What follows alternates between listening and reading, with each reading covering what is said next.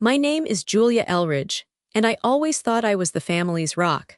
Until the morning I handed my brother the deed to the house he tried to steal, and watched his pregnant wife Maya's jaw drop as movers stripped the bed she'd claimed as hers. I said nothing, just took my tea and walked past them while they screamed in disbelief. But before that victory, there was this moment, the one where they tried to push me out of my own room like I was just a guest in my own life. Before we get into it, let me know where you're watching from in the comments. Ever had your own family turn on you the moment you stopped being useful? You're not alone. Here's how it all started. It was a Sunday morning, the kind where the kitchen felt warm from the morning light, the clink of a spoon against my favorite mug still echoing in the quiet. I was halfway through my coffee, the first peaceful moment of the week, when Greg walked in. My older brother, Greg Elridge, smug in a way only the oldest son of Southern parents can be, looked like he'd rehearsed this moment in the mirror. "Hey Jules," he started casually, like he wasn't about to upend my world. "Maya's pregnant." I blinked. "She is," he nodded, and then came the sucker punch. "Yeah, and we'll need your room. Mom and Dad say it's time you grow up anyway." I set my mug down slower than I wanted to, feeling the burn of heat crawl up my throat. "Excuse me. Been living in that room for what years now?" he said, like I hadn't grown up here, like I hadn't stayed after college to help our dad with his heart recovery or paid the utilities when the rest of them were drowning in denial. "It makes the most sense. We need the space. Maya can't be climbing stairs all pregnant and tired." I turned toward our mother, who just stepped into the kitchen carrying a basket of laundry. "Mom, please tell me you didn't agree to this." She didn't meet my eyes. "Julia, sweetie, you're 26. Greg and Maya are starting a family. It's time you learn to compromise." "Compromise?" I repeated. "You want me to give up my room for them?" "It's not your room, it's the family home," Dad called from the hallway, not even bothering to walk in. "It belongs to all of us." I almost laughed.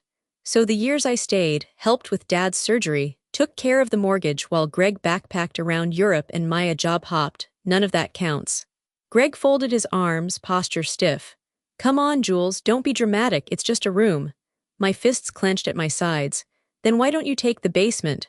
"Because it's moldy and cold and Maya's pregnant," he snapped. "We're not asking you to leave, just adjust." I looked at all three of them and something cracked inside. Not loudly, not like glass shattering, but soft and slow, like fabric tearing at the seam. "I see," I said, voice trembling. "And you all agreed on this, without me." No one answered. Maya, ever the quiet observer, stood behind Greg like a shadow, resting a hand over her still flat belly as if the imagined weight of motherhood gave her authority. "You want to know what's selfish?" I said, stepping back. "It's asking someone to erase herself so you can feel more comfortable." "Julia," Mom warned, "don't start." "Oh, I already started," I said quietly.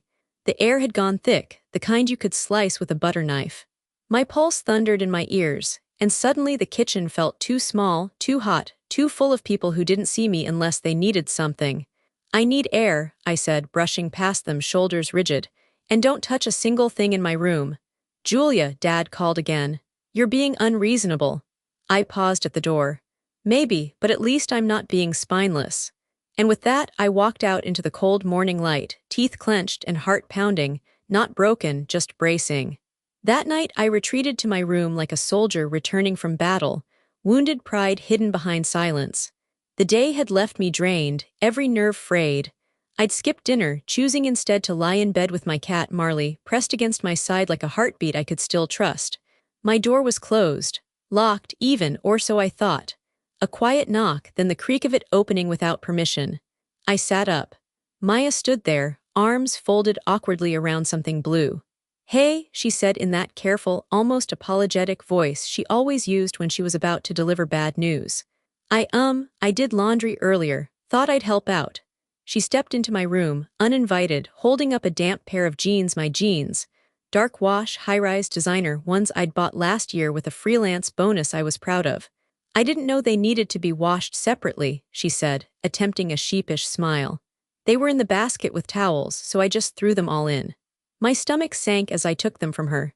They were stretched and roughened, the once rich texture dulled. "These were dry clean only." "Oh," Maya said, blinking. "Oops, sorry, I thought I was helping."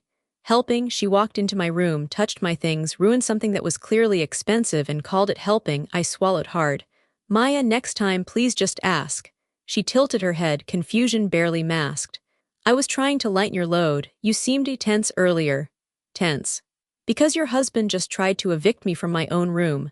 I don't need help with my laundry, I said, voice tighter than I intended. Maya gave a little laugh like I was the one making this awkward.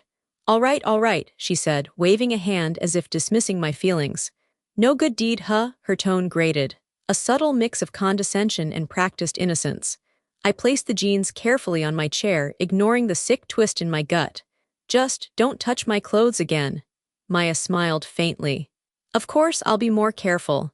She turned to leave but paused at the doorway. By the way, Greg and I were thinking maybe we could repaint in here, make it brighter for the baby. I stared at her. Excuse me, she blinked as if I were the one being irrational. You know, if you're moving to the basement or wherever, it's just that this room gets the most light. I didn't answer. She gave a little shrug as if the conversation hadn't just made my blood run cold. Anyway, sleep well. And then she left just like that, leaving the door wide open behind her. I sat there for a full minute unmoving.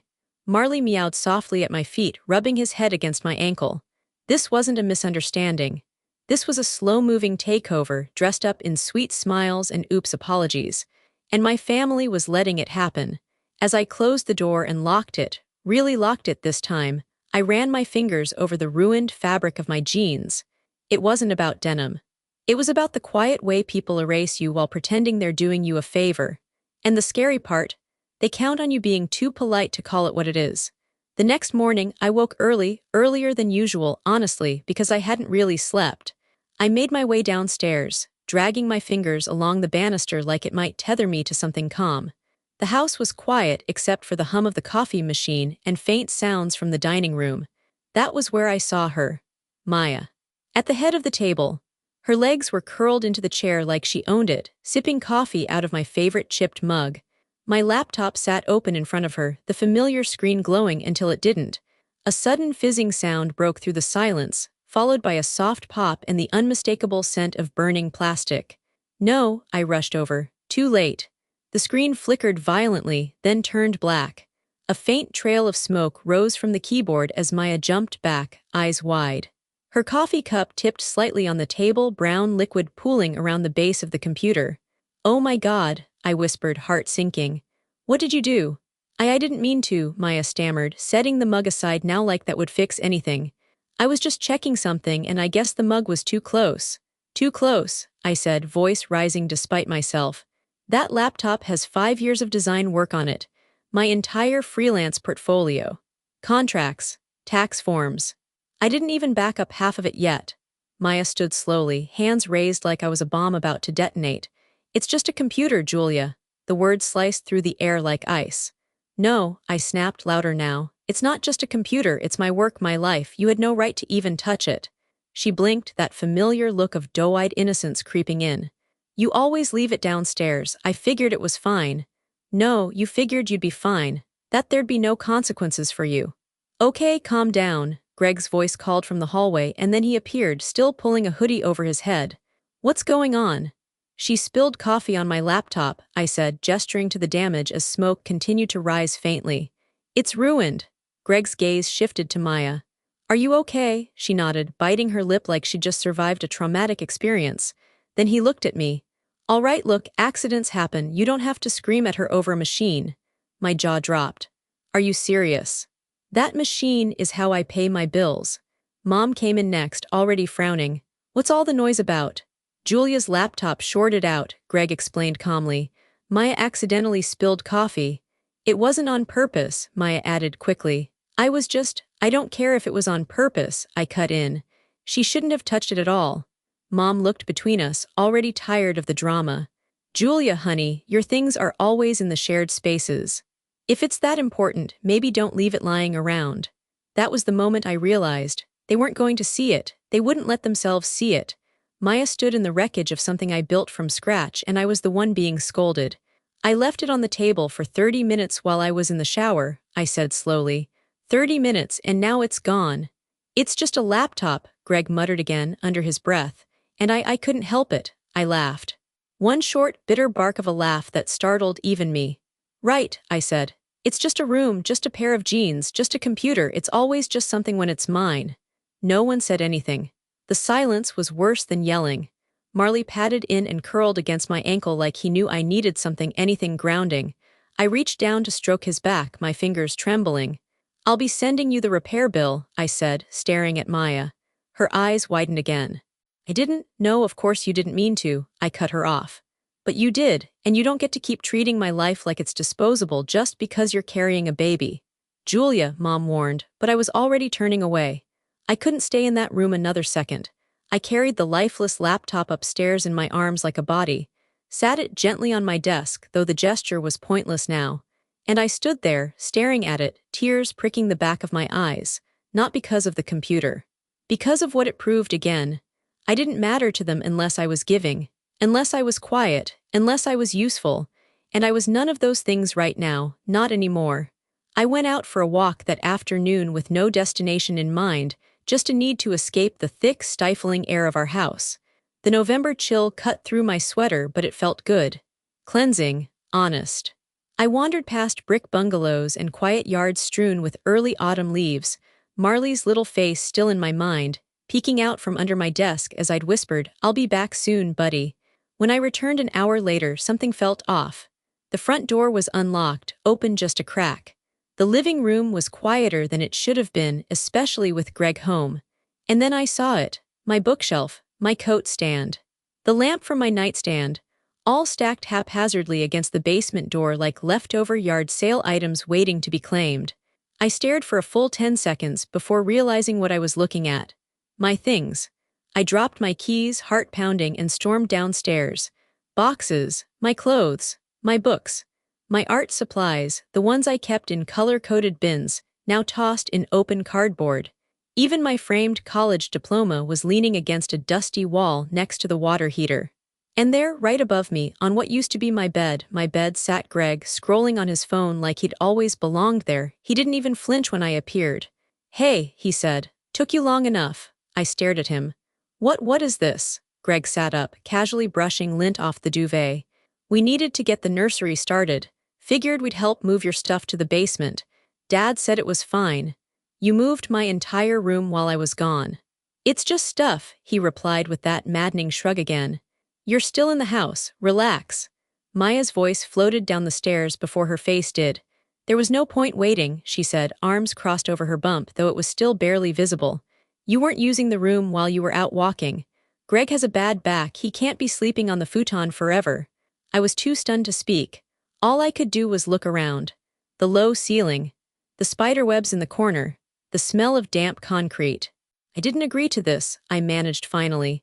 "We tried to make it cozy," Maya said, gesturing vaguely to a frayed throw blanket tossed over the arm of an old armchair. "And hey, you've got more privacy now." Greg chuckled, my hands were shaking. "I want my room back," I said. Greg shook his head. "It's not your room anymore, Jules." And then Maya said it. "You know," she said slowly, like a suggestion wrapped in sugar, "it might be better if you just left the house altogether." I looked up at her. Her smile was pleasant, her eyes were not. A silence fell between us like dust, and for the first time in days, maybe weeks, I didn't cry, I didn't scream, I didn't even flinch, because something stirred in me, a memory, a quiet, simple truth, the deed. The house wasn't theirs, it never had been, it was mine. Dad signed it over to me 2 years ago during his recovery when no one else stepped up to cover the mortgage payments. I'd been the one to keep the bills paid, to navigate the refinancing, to put in the hours and the money when no one else could. They didn't know. And suddenly that ignorance felt like power. I nodded slowly, scanning the basement again. "All right." Greg raised an eyebrow. "All right, sure," I said. "I'll stay down here." Maya blinked. "Really? Really," I said, walking over to the boxes, starting to stack them neatly like I cared. "This'll be just fine." Because I knew something they didn't. This wasn't defeat, this was leverage. Let them get comfortable. Let them decorate the nursery. Let them believe they'd won, for now. The basement smelled like old rain and dust, like forgotten things. I sat cross-legged on an old patchwork quilt, Marley curled up tightly beside me, his soft fur the only comfort in the concrete chill. Upstairs, laughter spilled through the floorboards. Maya's laugh, high, syrupy, too loud. Greg's deep chuckle following hers. Clinks of silverware, dishes, glasses. Sound of a family enjoying dinner. Without me. I hadn't been invited, not explicitly, not even casually. No one called down the stairs to say, "Hey, Julia, we're eating, come join us." And I didn't go up, I couldn't, not after what they'd done. Instead, I sat in the corner of what used to be our dad's workshop, now a cluttered storage maze with my life stacked in cardboard towers. A cold pipe dripped behind me. A silverfish darted across the floor near the washer. But Marley was warm. And I was quiet. That apparently made me easier to live with. The light above me flickered once, twice, then held steady. It was almost poetic. I was scratching Marley under his chin when the basement door creaked open. Heavy footsteps followed, slow and deliberate. My father's shape emerged in the dim light, carrying a dinner plate wrapped in foil like a peace offering he didn't believe in. "Figured you hadn't eaten," he said, setting it on top of one of the boxes. "Your mom made pot roast." I didn't answer, just looked at the plate. No steam, no smell, cold. He shoved his hands into his jacket pockets and sighed like this was all a bit inconvenient. "Look," he muttered, glancing toward the ceiling as another burst of laughter floated down. "They didn't mean to hurt your feelings." I stared at him. "They moved me out of my room while I was gone." He shrugged, as if facts didn't matter much anymore. "It's not permanent. Maya's pregnant. These things shift." "Shift?" I repeated, the word sour in my mouth. "You mean I shift, I move, I disappear, so they can stay comfortable?" His jaw tightened. "Why do you always have to be difficult?" I stood, slowly, my voice low. "You mean why can't I just let them take what's mine without protest? It's just a room, Julia, you're still in the house, they need it more than you do right now." "And what about my needs?" I asked, more curious than angry now. "Do those matter at all?"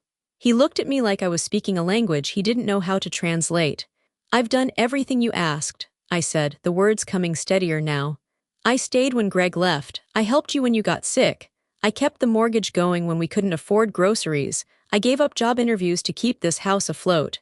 "Don't throw that in our faces," he said quickly. "I'm not," I replied, voice cool. "I'm just saying I earned my space. And it's telling that the second Maya needed it, you all forgot what I gave up to keep this roof over your heads." His silence said everything. He looked at the plate, still untouched. "Just give them time." The words, meant to sound comforting, felt more like a command. Just give them time. Give, that's all I ever did. He turned to go, his hand lingering on the stair rail like he wanted to say something more. But he didn't, he just left. Marley meowed softly as the door clicked shut behind him and the lock snapped. Not locked this time, just closed, but the echo carried the same message. "Stay down." I looked at the plate again, beef graying under cold mashed potatoes, and pushed it aside. I wasn't hungry, I was angry, but not the fiery kind. No yelling, no breaking things. This was the quiet kind, the kind that simmers, the kind that builds, the kind that starts plans, because now I knew exactly where I stood in this house. And very soon, they would too. The next morning, the basement felt colder than usual. I rolled over, Marley still curled against my legs, and squinted up at the narrow sliver of light slipping under the door at the top of the stairs. The usual hum of the dishwasher and chatter from the TV were missing. Just muffled footsteps above, faint voices I couldn't quite make out. I fed Marley, made my bed with what little space I had, and climbed the steps, ready to face another round of thin smiles and thick tension. But when I reached the top, something felt off. I twisted the knob. It didn't budge. I frowned. Tried again, turned harder, click, not from me turning it, from the other side. My heart skipped. I knocked gently at first, thinking maybe it had jammed. "Hello," I called. "Can someone open the door?" Nothing. I knocked again, louder. "Greg, Maya," still nothing. Just footsteps overhead and then laughter. Laughter like nothing was wrong. I banged the door with my open palm, harder this time. "Mom, Dad, it's locked," still nothing. Panic flared, but I shoved it down. Maybe it was a mistake, a stupid mistake. A heavy box had shifted, a draft, anything, but the minutes turned to an hour, then 2, then 4. I sat at the bottom of the stairs in disbelief, Marley nestled beside me, sensing something wasn't right. No texts, no apologies. No footsteps descending to check if I was okay, just silence. And the soft click of the thermostat turning on upstairs. That meant they knew. That meant they were up there. That meant this wasn't an accident. I stared at the wall, every emotion from the past week tightening around my throat like a noose. This house was mine. And they had locked me in the basement. Finally, around dusk, I heard the bolt slide free. The door opened with an almost cheerful creak. Maya stood there holding a tray, tea, crackers, something that smelled like lemon. Her face, warm and composed, as if we were just girls at a sleepover. "Oh good, you're awake," she said, stepping down like this was normal. I didn't move. "We figured you needed rest," she continued sweetly. "After everything yesterday, Greg thought it would be best if you had some uninterrupted time to decompress." I stood. Marley darted up the steps ahead of me. "You locked me down here," I said, not raising my voice, but each word sharp as glass. Maya blinked innocently. "Well, not locked, we just didn't want you to feel pressured to come up if you weren't ready." "I called out," I said. "I banged on the door for hours. You were probably just asleep, we didn't want to wake you." She actually smiled.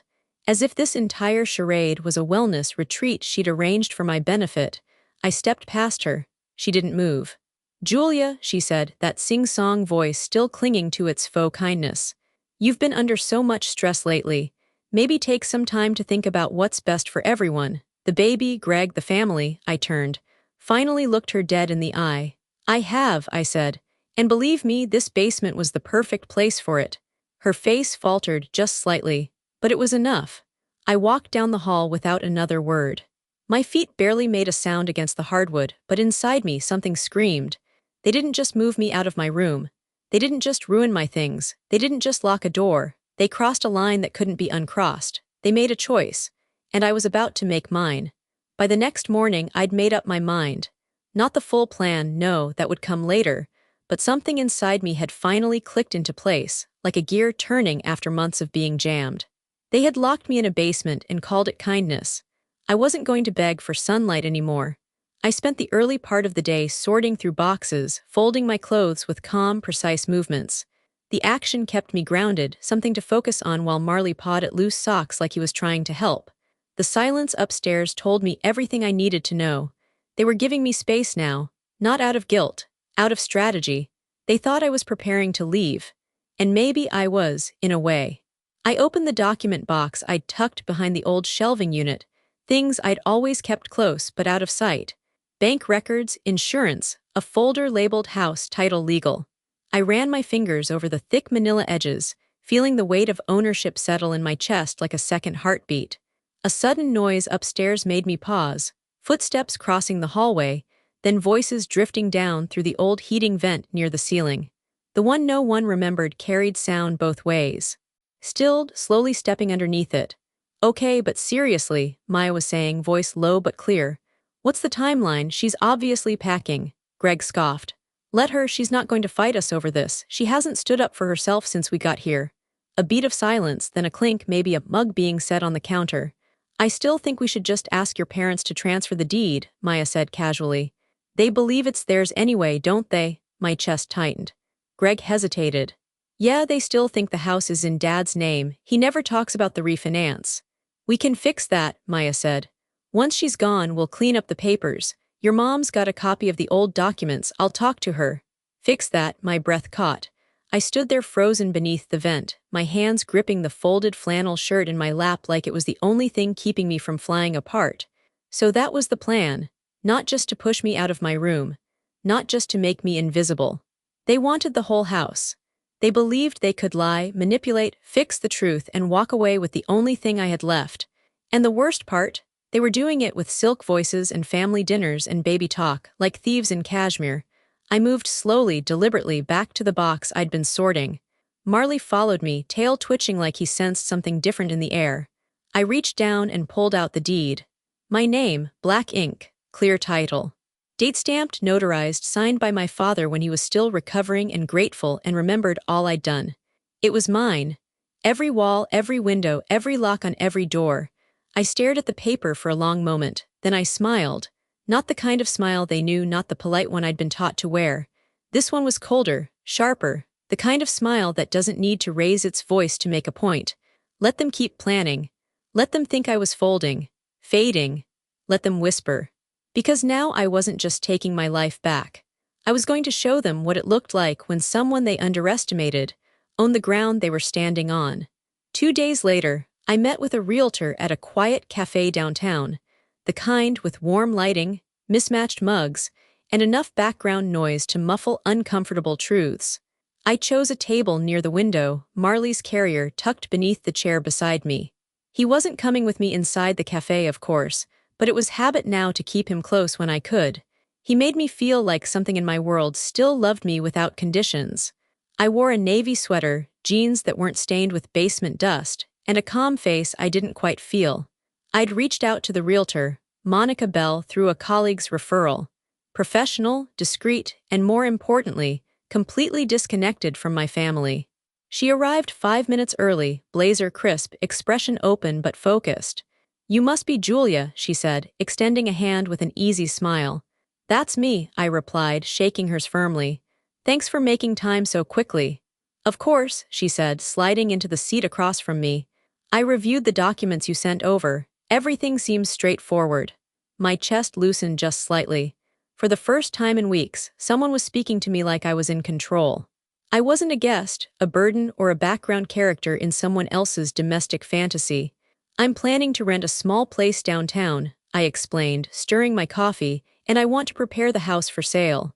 The situation with my family is complicated." Monica gave a professional nod, no judgment. "That's not uncommon. Transitions like these can get messy, but from what I saw, you've got clean title on the property." A pause. "However," she added gently, flipping through the folder she'd brought, "there's something I need to flag for you." I sat straighter. "Okay. There's a lien," she said carefully. "Placed on the property last year. It's minor, should be relatively easy to clear with some paperwork and payment." My fingers tightened around my mug. "A lien," she nodded. "It's from a personal loan taken out against the home. Small, but it does mean the house can't be sold until it's resolved." I blinked. "Who took it out?" She glanced back at her notes. "It lists Robert and Elaine Elridge, your parents." My stomach twisted. They had borrowed against my house. My house. They signed the deed over to me. Knew it was mine. But sometime after that, they had gone behind my back, used their names, maybe even forged the paperwork, or perhaps the bank never caught the ownership change. Either way, it was a betrayal dressed up in trust. I forced a small smile, nodding like this was just another bump in the road. "Right, that makes sense." But it didn't, not one bit. Monica watched me for a moment, then said gently, "It's not uncommon, especially with family properties. Sometimes paperwork gets sloppy when titles change hands. This doesn't mean the sale is off the table. It just means we'll need to file a release and possibly negotiate with the lender. I can walk you through it." "Thank you," I said. "I want to move forward, even if I have to eat the cost." She nodded. "You've got time and rights." We talked numbers, next steps, timelines. I took notes, asked questions, nodded at all the right places, but inside my thoughts were miles away, spiraling around that one word. Lien. I couldn't even blame Greg or Maya for this one. This came from the people who raised me, the ones who called me selfish for needing boundaries, the ones who smiled at me across dinner tables while secretly cashing in on my name. When the meeting ended, Monica stood, offering another firm, reassuring handshake. "I'll be in touch within a few days once I speak with the title office." "Great," I said, my voice clear despite the storm inside me. "Looking forward to it." She left, and I sat alone at the table for several minutes, staring at my half-empty mug. The betrayal wasn't loud. It didn't scream. It just settled, heavy and quiet in the chest. But this time I didn't cry, because I was done being shocked, done being stunned into silence. This was just more proof that I was never going to be protected. Not even by the people who should have drawn the line long before I had to. So I would draw my own. Even if it cost me more than I expected. Even if it meant tearing the illusion of family down to the studs. The apartment was small, beige, and echoey in the way new spaces always are before life fills them in.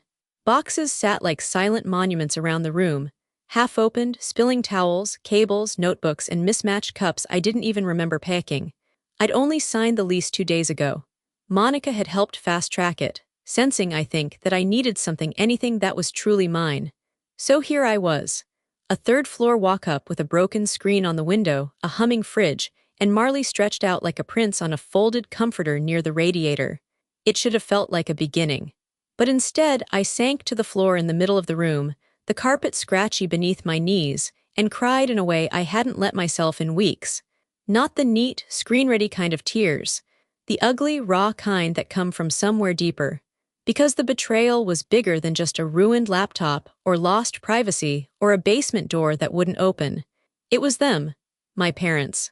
The ones who were supposed to teach me how to be safe in the world, had quietly signed away pieces of my future while smiling over pot roast. They were supposed to protect me, I whispered, my voice hoarse from crying. Marley meowed softly from across the room, then padded over, nuzzling into the crook of my arm. I clutched him, burying my face in his fur, and for a few seconds I let myself fall completely apart. I didn't want to be strong, didn't want to be calculating or clever or brave. I just wanted someone to be sorry. And they weren't. They never had been. Every line they crossed, everything they took from my room to my trust had been dressed in the disguise of what's best for the family. As if I wasn't part of it. As if I was just extra. The girl who stayed home too long. Who didn't move out fast enough. Who owed them everything and had the nerve to want something for herself. I sat there on that scratchy beige carpet, holding my cat and remembering every small silence I'd swallowed to keep peace. Every time I'd smiled through being dismissed. And something inside me shifted. Not with a bang, not with fury, but with precision. My tears dried slowly, my breathing evened. I wiped my face with the sleeve of my hoodie and stared at the nearest box, labeled Important Docs. Inside was the deed, the real one. With my name. The lien my parents put on the house wasn't the end of anything. It was just the final clue in a pattern that had been playing out for years. They would take and take until I stopped them. And now I would. Not for revenge, not even for justice, but because if I didn't draw the line, no one ever would, and I needed them to see that I had won. Marley purred louder as I stood, rubbing his cheek against my ankle. I looked around the apartment again, bare, quiet, a little lonely, but it was mine, every inch of it, and that was where the healing would start. Not in a house full of people who thought I owed them my silence, but in a space where my voice wouldn't have to fight just to be heard. 3 days later, I came back. Not with a suitcase, not with an apology, but with a moving truck, a clipboard, and a team of uniformed men waiting for instructions. I stood on the curb in front of the house I grew up in, trench coat cinched at the waist, sunglasses hiding the exhaustion in my eyes. Marley sat safely in his carrier in the front seat of my car, the engine still warm. It was early, barely 8:00 a.m., and the neighborhood was quiet save for the rumble of the truck's engine and the low murmur of one mover asking, "Are we taking everything?" I looked up at the house. The porch where I used to read. The window with the bedroom they took from me. The kitchen I was banished from like a guest in my own story. "Yes," I said, handing him the list. "Everything on here. Don't leave a chair." He nodded and turned to his team. As they started toward the door, the front curtain twitched. Seconds later, Maya came flying out in her robe, hair wild, one hand clinging to her phone and the other trying to tie the sash at her waist. "Wait, what the hell is going on?" she shouted. She looked from the movers to me like she couldn't quite compute the picture. I took off my sunglasses and met her gaze, dead calm. "Good morning," I said, voice even. "I recommend staying out of their way." Her eyes darted to the truck, then to the clipboard in my hand. "Julia, what is this?" I didn't answer.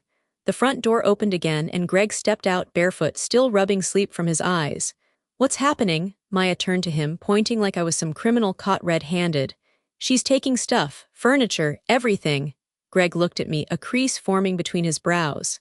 "Is this a joke?" "Not even a little," I replied. "Your joke stopped being funny when you locked me in the basement." One of the movers passed us with the living room rug rolled over his shoulder. Greg stepped forward. "You can't just come in and, this was never your house to begin with," I said. My voice didn't rise, it didn't need to, it cut clean. "You don't get to squat in my home, steal my room, touch my things, and then act surprised when I take it all back." Maya laughed, a short, breathless sound.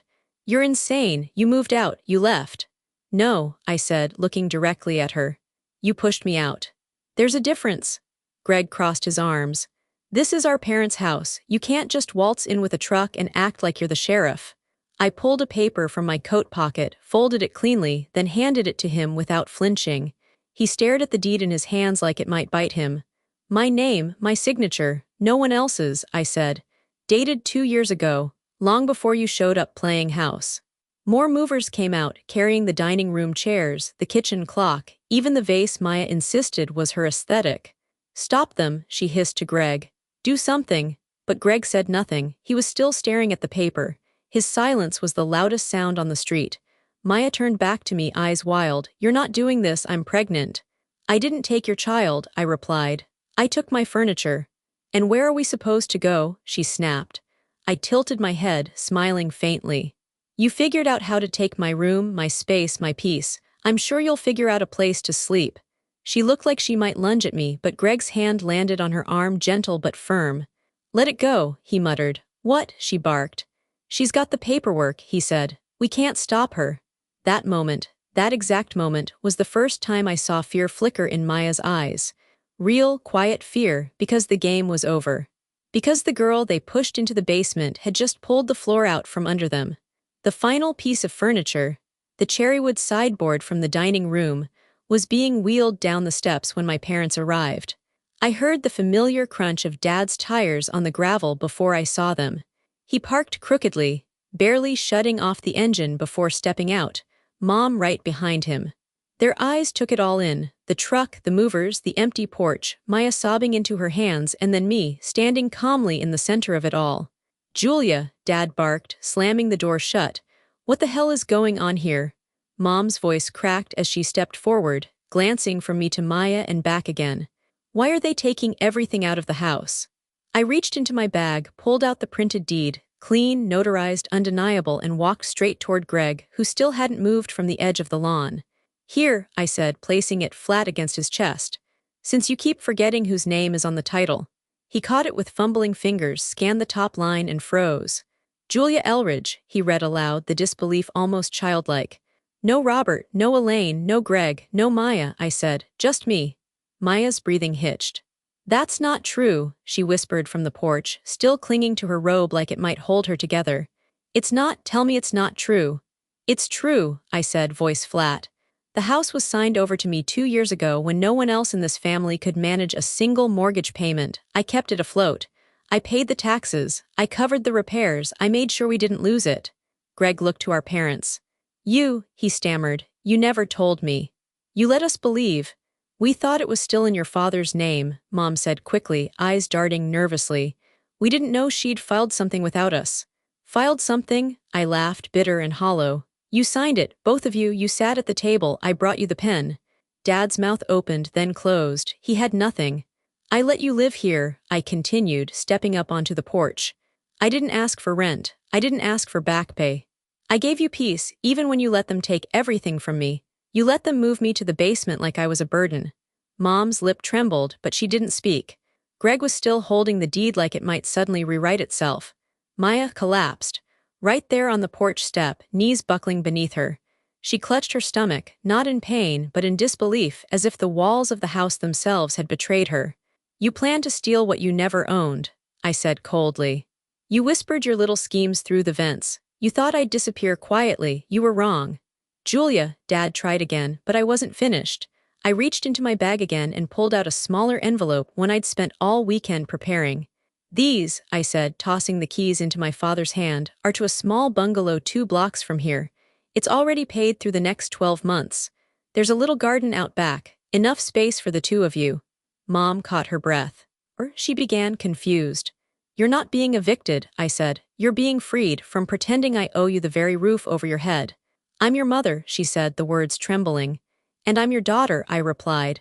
But you let them treat me like a stranger. You stood by while they took, and you said nothing. Silence.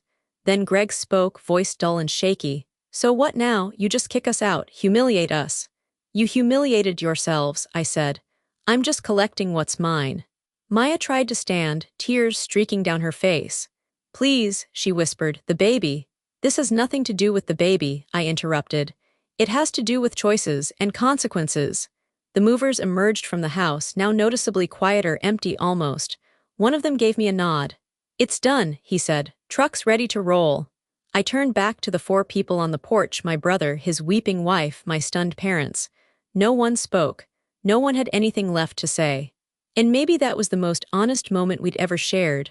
I walked down the steps, past the truck, toward my car. I didn't slam the door. I didn't look back. I simply drove away past the street where I used to ride bikes, past the park where Dad once taught me to catch a ball, past the house that they thought would always be theirs. But it never was. It was mine. And now, they finally knew it. It's been 3 weeks since I left Charlotte behind. I didn't go far, just a 2-hour drive west to Asheville. But somehow, this place feels like another universe entirely. The air is lighter here, cooler, pine-scented. The kind of air that doesn't sit on your chest like a secret you can't confess. The apartment isn't big, but it's mine. Truly, fully mine. The living room smells like fresh paint, soft clay with hints of orange and terracotta, warmer than the sterile white walls that came standard. I'd spent 2 days on a ladder, Marley watching every stroke from the couch like a tiny foreman. There are 3 plants on the windowsill now. A pothos, a snake plant, and a stubborn little fiddle leaf fig I've named Agnes. I talk to them when I water them, and maybe that's strange, but so is starting your life over at 30 with a cat and a deed in your glove box. I'm okay with strange. There's a bookshelf half-assembled against the far wall, screws lined up neatly in rows like I'm daring the universe to challenge my precision. My tea steeps in a handmade mug I picked up at a local artist co-op. Cinnamon rooibos. Comfort in liquid form. I sit by the window and read, one socked foot tucked under my leg, the other keeping Marley from climbing directly into the mug. He still tries. Every time. My phone buzzes from across the room. Again, I don't move. I already know what it is, Greg, probably, or Mom. The screen's been lighting up for days now. I don't check the messages anymore. I don't need to hear their half-apologies, their attempts to rewrite the truth now that the power's shifted. They never asked me how I was. They just wanted access, position, control. Now that it's gone, they're trying to remember how to sound like family again. But silence is its own answer. I reach across the coffee table, press the side button, and turn the phone face down. It goes quiet. Outside the window, wind dances through the branches. A child laughs in the distance. A dog barks. The world keeps moving. And for the first time in what feels like years, I let it move without me. No one's watching my every step. No one's using the word selfish like a leash. No one's telling me where I do or don't belong. Here I belong. In this quiet little apartment with chipped molding and imperfect tile, with Marley sleeping on a stack of clean laundry and Agnes losing one leaf, a week despite my best efforts. Peace doesn't look like victory dances or revenge montages. Sometimes, it just looks like tea and paint-stained sweatshirts and a quiet room where no one raises their voice. And in that quiet, I can finally hear myself. Not the version shaped by guilt or obligation. The real me. The one who learned that leaving isn't failure, it's choosing yourself when no one else will. 1 year later, on an ordinary Thursday, I passed a bookstore window and stopped in my tracks. There it was, propped up between a memoir on grief and a hardcover about decluttering your life. Home is Boundaries, Reclaiming Your Space and Self by Julia Elridge. My name, on the spine, on the cover. In the window. I blinked, not out of disbelief, but because the moment was softer than I expected. Not a flood of emotion. Just a steady warmth, like stepping into a patch of sunlight you didn't realize you'd been missing. People passed by on the sidewalk. None of them looked twice at me, and I liked it that way. They didn't know this woman with the reusable tote bag and cat hair on her sleeve had once been locked in her own basement by people who swore they loved her. They didn't know the kind of silence I'd endured, or the names I'd been called behind doors that should have stayed open. Or how many nights I cried into Marley's fur, wondering if I was wrong for wanting more than survival. But I did more than want it, I claimed it. The book wasn't revenge, it wasn't a tell-all, it was a beginning.